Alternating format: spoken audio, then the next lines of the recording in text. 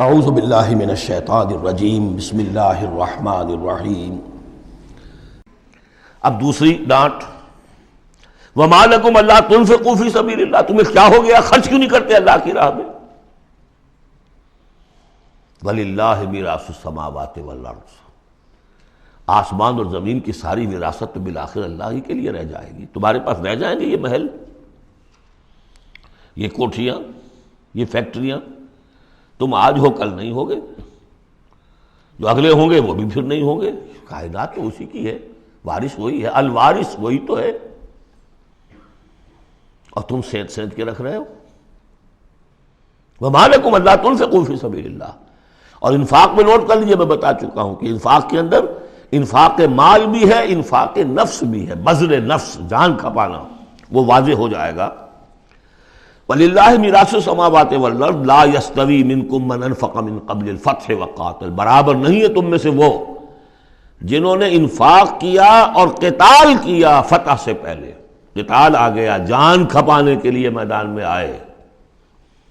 انفاق جو کہا تھا آیت نمبر 7 میں، وہ صرف مال کا نہیں، جان کا بھی ہے، اور انفاق کے جان جو ہے اس کا سب سے بڑا موقع کیا ہے؟ جنگ، جہاں آپ نقد جان ہتھیلی پر رکھ کر حاضر ہوتے۔ وہ تو اگر جان بچ جائے تو گویا کہ بونس ہے، ورنہ جو جاتا ہے جنگ میں وہ پورا رسک لے کر جاتا ہے۔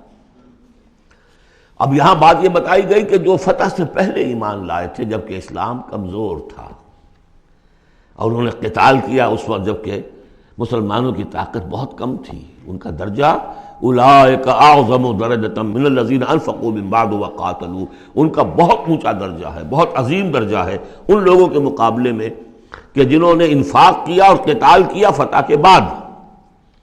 وَكُلًّا وَعَدَ اللَّهُ الْحُسْنَىٰ، اب فتح کے بعد سے صاف ظاہر ہو رہا ہے کہ یہ صورت کم سے کم سن 6 کے بعد نازل ہوئی ہے، اس لیے کہ فتح تو پہلی جو ہے وہ سن 6 میں صلح حدیبیہ کی شکل میں حاصل ہوئی ہے، اِنَّا فَتَحْنَا لَكَ فَتْحًا مُبِينًا،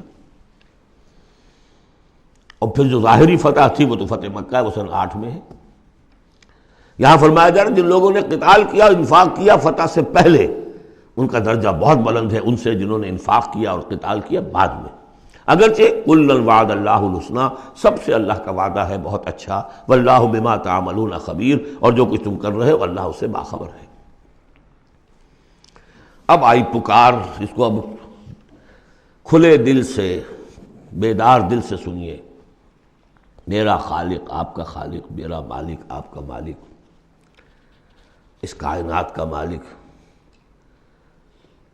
من ذا الذی یقرض اللہ قرضا حسنا، کون ہے وہ جو اللہ کو قرض حسنا دے؟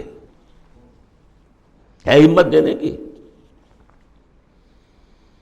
من ذا الذی یقرض اللہ قرضا حسنا فیضاعفہ لہ، اللہ اس کے لیے اسے دگنا بھی کرتا رہے گا، وَلَهُ أَجْرٌ عَظِيمٌ، اور ان کے لیے بہت بڑا اجر بھی ہوگا۔ لگاؤ اپنی مال اللہ کے راہ میں، لگاؤ اور کھپاؤ، اپنی جانیں اللہ کی راہ میں لگاؤ اور کھپاؤ، اور جان لیجیے کہ جان کا کھپنا اور مال کا کھپنا ایک یہ کہ شہادت یا موت سے پہلے تو برابر چیز ہے۔ آپ اپنی جان کی قوت، صلاحیت، ذہانت، فطانت یہ خرچ کرتے تو مال کماتے ہیں نا، اور مال آپ کے پاس ہو تو آپ جس کو چاہیں امپلائے کر لیں، ذہانت، صلاحیت، فطانت سب آپ خرید سکتے ہیں پیسے سے۔ تو اگر کسی نے وقت لگایا ہے تو مال لگایا ہے، ٹائم از منی، اپنی جان کما رہا ہے تو وہ مال لگا رہا ہے، اس لیے کہ اسی جان کو کما کر وہ مال کما سکتا تھا۔ اس لیے انفاق جان، انفاق مال، یہ ایک شے۔ صدق اللہ العظیم۔